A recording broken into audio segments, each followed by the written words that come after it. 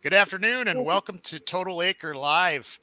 I'm Ryan Wolf, Crop Protection Product Manager for WinField United. And today I got Joe Nelson with me, who's a Procurement and Market Intelligence Manager.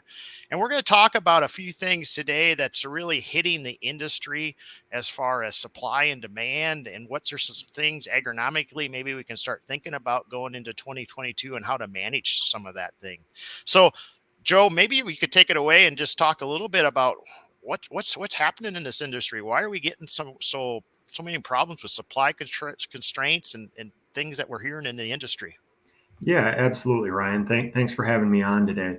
So there's a couple of things that we're seeing happening globally right now that have had a really large impact on the 2022 crop season here. One of the big things that started here probably in the September timeframe of 2021 is the Chinese government implemented their what's called the dual control of energy policy. And really what the core of that was is that China has historically stated some pretty aggressive CO2 emission targets that they're looking to hit over the next 10, 20 years. And as they were looking at their 2021 targets, they realized that, especially in some of the very heavy manufacturing provinces, they were behind in meeting that goal. So the government, and through a couple of different ways, really started constraining the electrical capacity and the production capacity of manufacturers in some of those heavy manufacturing provinces. And that had an impact, not just at the highest level of manufacturing the AIs, but kind of all the way through the production stream for our active ingredients, whether it's mining the raw materials, producing the raw materials that ultimately go into the active ingredients. So it's had a very large impact on that. Especially as it first came out, there was a lot of unpredictability and uncertainty, even with the manufacturers, as to what their capacities would be. There's become a little bit more certainty, a little bit more predictability in manufacturing, but it's still certainly not running at 100% across the country. What this ties into as well very closely is, you've probably heard, here in the next couple of weeks, the Winter Olympics are being held in China. So this is something we've seen in the past before, where when the Olympics are held in China, they look to reduce the air pollution and different things like that ahead of the game. So when the cameras on TV are showing the cityscapes, that it's nice clear blue skies there. So that, I think, certainly has played into it and has pushed some additional plant closures and reduced capacities. Joe, just well. for our listeners out there, just tell us maybe how important is China to our key AIs or all our herbicides, insecticides, fungicides that we use in the United States? Yeah, so when we look at that, and that's a great question, is when you look at all of the active ingredients and all the products that go into kind of the formulation of our key chemicals that we're using, a lot of different places will cite different numbers, but I think we can pretty comfortably say that between 50 and 75% of the entire crop protection industry goes back to somewhere outside of the United States, or at least has some component outside of the United States. And I would say the lion's share of that's coming from China. They're the largest chunk of all of that. Wow. And some of the other issues, outside of the production constraints in China, I'm sure you've heard it on the news, especially ahead of Christmas this year, all of the global shipping constraints that we're seeing. And ahead of Christmas, this was the big story that we saw on the news in a lot of different places. But this is an issue we've been fighting for the better part of a year now. Historically, waiting at the port of LA and Long Beach, which I think is the number one port where Chinese imports come into the United States. Historically, there would be a handful, maybe 3, 4, 5 vessels that would be waiting to unload and waiting to get a berth there to unload.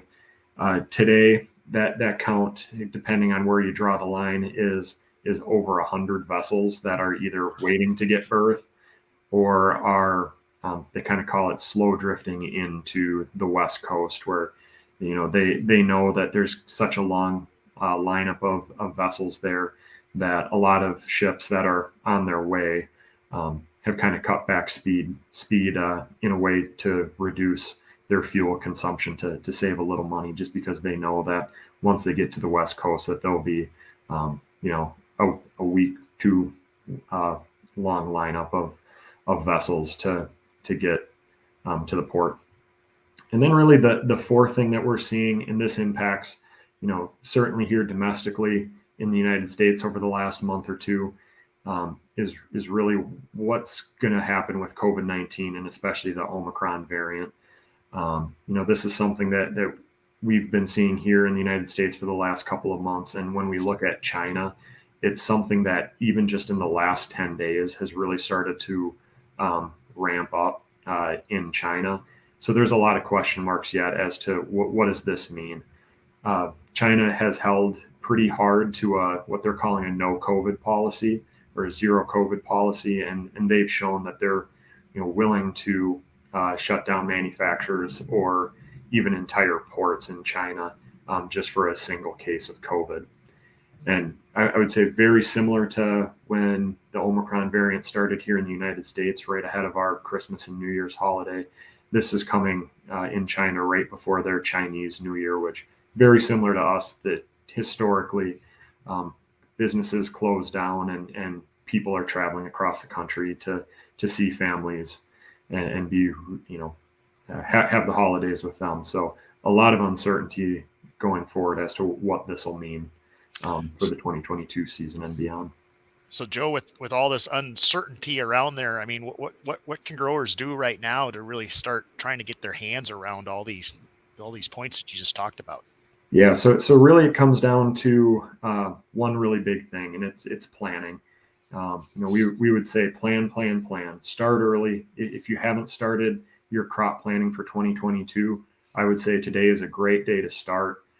Reach out, engage with your trusted advisor to start building your agronomic plan. And really, as you're doing this, look at a full range of agronomic solutions and come up with contingency plans. As we know that there's going to be some very key AIs that are constrained for 2022, make sure you have a plan B. And like I mentioned, look at that entire agronomic solution to make sure that you're starting in a good spot and you can utilize the full range of solutions that are out there to keep yourself in a good spot. Right. And some of the big key eyes that we're really tight on, is glyphosate and glufosinate. And when you see this industry getting shrunk with supply out there, we're going to see a lot of conservation rates of glyphosate, or maybe even people that can't get that product at all. So we're going to see a lot of alternative herbicides used, and I think growers need to figure out how's that going to impact their operation. How can they change and navigate these waters if I have to use a lower glyphosate rate, or if I don't get my glufosinate at all. And agronomically, some of the solutions that come to my mind right off the bat is relying on those pre-emerge herbicides even more. I mean, the best weed is the weed you never see in your field. Right. So thinking about putting higher rates of that pre down, multiple modes of action down, so we don't have to rely so much on those post applications where some of these key AIs are very, very tight out there. And then spraying these pre-emerge herbicides more often at more higher rates in season. And I would say, using a pre to bridge that gap post-emerge to get you all the way through canopy out there will be a very, very key part of your agronomic solution.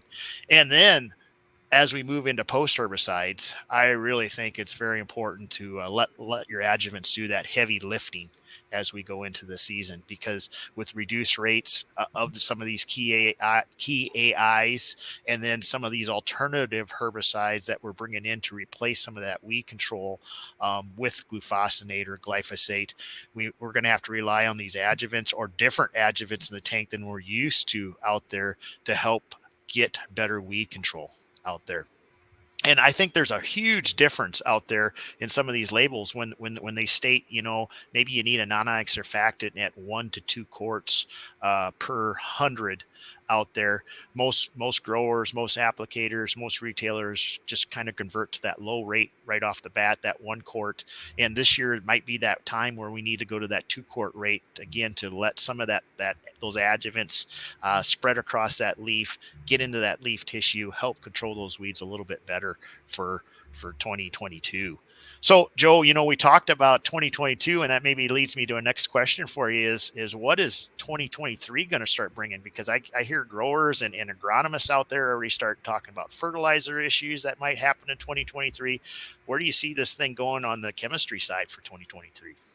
Yeah, that's a great question, Ryan. And unfortunately, we don't know all the answers today. There's still a lot of uncertainty, especially with the Chinese New Year and the Olympics coming here. But what I do know is that here at WinField United, we've started planning for 2023 already.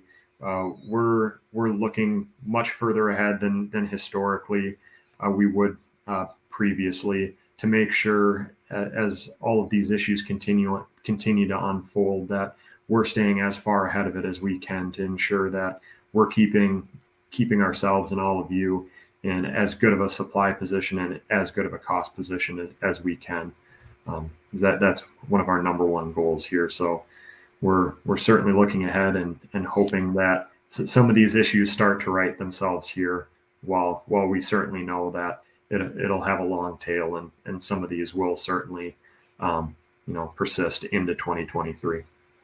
So, I mean, it boils down to plan again. And we can even start beginning of 2022 planning for 2023, I think, are already out there. So maybe at this time, maybe we'll start looking at maybe some questions that have been coming in during this time. And one of the questions was, are we still able to start producing some of these key AIs in the United States? That's a great question. Yeah, absolutely, and I would say some of these still are. There are some very key AIs that still are produced here in the United States. But just as you think about the lead time to get all of the registrations and approvals to build some of these AI producing facilities, and a lot of the EPA regulations around it, I'd say certainly difficult here in the very short term to look at that. But there certainly still are a lot of key AIs produced here in the United States. No, great. Well, that looks like all the questions we have right now. But if you got any more questions or want to check us out at winfieldunited.com going forward, please do. Also, if you got more questions, contact one of your local WinField United reps, or find one of your local WinField United dealers to find out some more answers. Thanks for joining us today.